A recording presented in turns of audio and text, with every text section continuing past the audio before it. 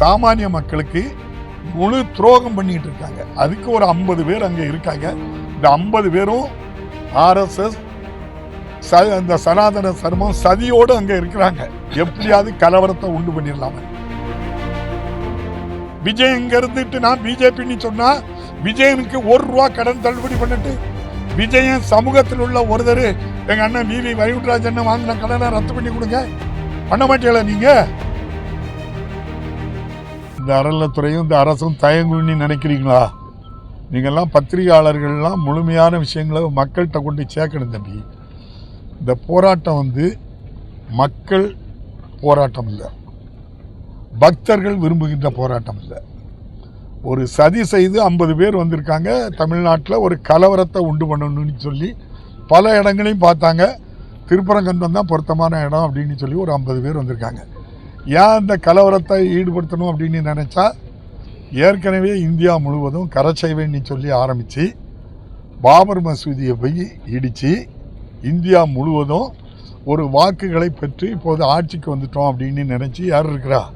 பாரதிய ஜனதா கட்சியினர் இப்போது ஆட்சிக்கு வந்துட்டோம். நீ அந்த கரசேவாவில் முன்னின்று பண்ணி அதில் சர்டிஃபிகேட் வச்சுருக்கவங்களுக்கு என்னெல்லாம் கிடச்சி தெரியுமா? உங்களுக்கு கேஸ் ஏஜென்சி கிடச்சி, பல்க்கு கிடச்சி, வக்கீலாக இருந்தாக்கி அரசு வக்கீல், சில தகுதியானவங்கன்னா ஜட்ஜாட்டே போயிடுவாங்க.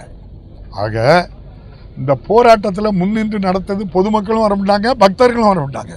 ஏன்னா அவங்களுக்கு பிரச்சனையே இல்லையா? பிரச்சனை யாருக்குன்னா ஒரு இயக்கத்துக்கு ஓட்டு வேணுங்கிறதுக்காக இந்த சனாதன தர்மம், RSS, இந்து முன்னணியெல்லாம் தூண்டி விட்டு பண்ணுறது. நான் ஒன்றை கேட்குறேன், இதில் பலனடைஞ்ச மாதிரி திருப்பரங்குன்றத்துலேயும் இதே போல் இந்த ஜட்ஜ்மெண்ட்டை வச்சு பண்ணுறாங்கன்னா அதுக்கு ஆட்சியில் இருக்கிறவங்க, அதிகாரத்தில் இருக்கவங்க தன்னுடைய பதவிகளெல்லாம் ஒரு தவறான இதை இப்படிப்பட்ட கலவரத்துக்கு துணை போகிறாங்க சில பேர். நான் எதுக்கு சொல்கிறேன் அப்படின்னா, இதே திருப்பரங்குன்றத்தை நீங்கள் கேட்டனால சொல்கிறேன். 2014 சிங்கிள் ஜட்ஜி, 2017 டிவிஷன் பெஞ்ச் ஜட்ஜி, 2021 சிங்கிள் ஜட்ஜி நீதியரசர் இளங்கோவன் அவர்கள் ஜட்ஜி, 2023 3 நீதியரசர்களுடைய ஜட்ஜி. இந்த 4 ஜட்ஜ்மெண்ட்டுக்கும் முரண்பாடான ஒரு ஜட்ஜ்மெண்ட்டை நீதியரசர் நேற்று கொடுத்துருக்காங்க. அப்போ ஒரு நீதியரசருடைய முன் இருக்கக்கூடியது ஒரு பிரச்சனையை பற்றா அது அவ்வளோத்தையும் அவங்க பார்க்கணும்.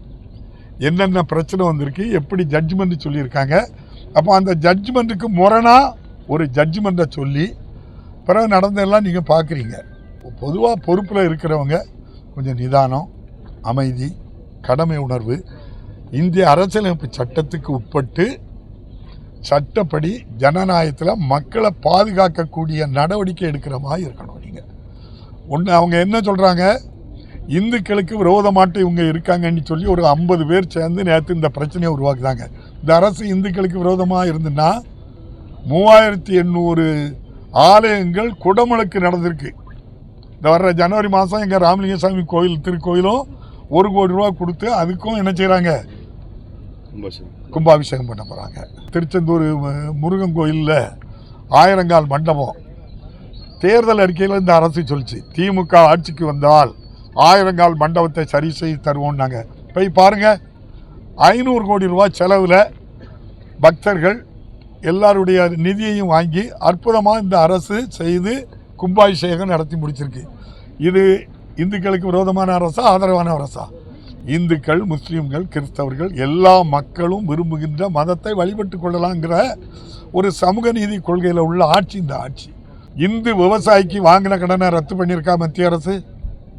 இந்து விவசாயி வீட்டு பையன் கல்வி கடன் வாங்கினதை ரத்து பண்ணியிருக்கீங்களா? இந்து நெசவாளர் வாங்கின கடனை ரத்து பண்ணியிருக்கீங்களா? இந்து சுய உதவி குழுக்கள் கடனை ரத்து பண்ணியிருக்கீங்களா? இந்து சிறு குறு தொழில் பண்ணிக்கிட்டு இருக்கவங்க கடன் ₹1 ரத்து பண்ணியிருக்கீங்களா? 44,000 கோடி ரூபாய் நம்முடைய டாடா நிறுவனத்துக்கு 44,000 கோடி ரூபாய் மானியம். 2 கம்பெனி ஆரம்பிக்க மானியம் 44,000 கோடி ரூபாய். 758 கோடி ரூபாய் பிஜேபிக்கு தேர்தல் நிதி. இல்லைன்னு சொல்லுங்க, நான் ஏற்றுக்கிட்டேன் பொறுப்பு. 44,000 ரூபாய் ஒரு டாட்டாவுக்கு கொடுத்துட்டு 758 கோடி ரூபாய் பிஜேபி தேர்தல் நிதியை வாங்கி வச்சுக்கிட்டு சாமானிய மக்களுக்கு ₹1 கடன் தள்ளுபடி பண்ணி சொல்லுங்க. வேற ஜாதிக்கே செய்யாண்டாம், இந்துக்களுக்கு மட்டுமா கடன் ரத்து பண்ணுங்க. நீங்க பண்ணலையே. நீங்க நினைக்க இந்துக்கள் யார் தெரியுமா? 3 முதல் 5% இருக்கக்கூடிய உயர் ஜாதியினர் மட்டும்தான் உங்களுக்கு இந்துக்கள். 16 லட்சம் கோடி ரூபாய் வங்கியில் வாங்கின கடன் ரத்து பண்ணியிருக்கிய 50 பேருக்கு. 50 பேரும் உயர் ஜாதி.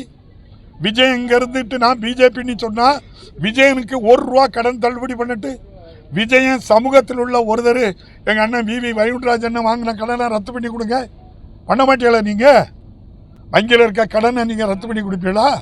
நீங்க யாருக்கு கொடுக்குறீங்க? 3 முதல் 5% இருக்கக்கூடிய உயர் ஜாதியினர் வாங்குற கடன் 16 லட்சம் கோடி ரூபாய் கடன் ரத்து பண்றீங்க. சாமானிய ஏழை மக்களை, சாமானிய மக்களுக்கு முழு துரோகம் பண்ணிட்டு இருக்காங்க. அதுக்கு ஒரு 50 பேர் அங்கே இருக்காங்க. இந்த 50 பேரும் ஆர்எஸ்எஸ் இந்த சனாதன சர்மம் சதியோடு அங்கே இருக்கிறாங்க. எப்படியாவது கலவரத்தை உண்டு பண்ணிடலாம. தமிழ்நாட்டில் நடக்காது. தமிழ்நாட்டில் மாண்புமிகு முதல்வர் சட்டத்தின் ஆட்சி நடத்துகிறார். 4 தீர்ப்புக்கு முரண்பட்ட தீர்ப்பு நேற்று கொடுத்துருக்காங்க. உச்ச நீதிமன்றத்துக்கு பேருக்கும் நீதிமன்றத்தில் நல்ல தீர்ப்பு கிடைக்கும். நான் ஒன்று சொல்கிறேன், நீதியரசர்களாக இருந்தாலும் தான் அரசின் உயர் பதவியில் இருக்கவங்க இல்லை பணியாற்றுகின்ற காவலர்களுக்கு மரியாதை கொடுக்க வேண்டும். ஆட்சியில் இருக்கின்ற ஆட்சியாளர்கள், அதாவது அரசு அதிகாரிகள், மாவட்ட ஆட்சியர் உட்பட இந்து சமய அறநிலையத்துறையில் பணியாற்றுறவங்க, நீர்வளத்துறையில் பணியாற்றுகின்ற அரசு அதிகாரிகளை கிள்ளுக்கிரையாட்டோ அப்படி நினைக்கக்கூடாது. அவங்களுக்கு உரிய மரியாதை, அவங்க தான் உழைக்கிறாங்க நமக்கு. அப்போ உழைக்கிறவங்களை மிரட்டக்கூடாது. அதிகாரம் இருக்குங்கிற ஒரு இதை வச்சுக்கிட்டு உடனே இப்போ 5 நிமிஷத்தில் வா 10 நிமிஷத்தில் வாங்கிறத தவிர்த்திருக்கலாம். பொறுமை வேணும், நிதானம் வேணும். அந்த சீட்டில் இருந்து நியாயம் வழங்குக்கு. நன்றி, வணக்கம்.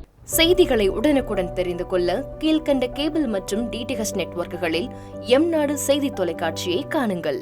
பாதகம் செய்பவரை கண்டால் நாம் பயம் கொள்ளலாகாது பாப்பா. மோதி மிதித்து விடு பாப்பா, அவர் முகத்தில் உமிழ்ந்து விடு பாப்பா. அண்மை செய்திகளை உடனுக்குடன் தெரிந்து கொள்ள இணைந்திருங்கள் எம்நாடு தொலைக்காட்சியுடன்.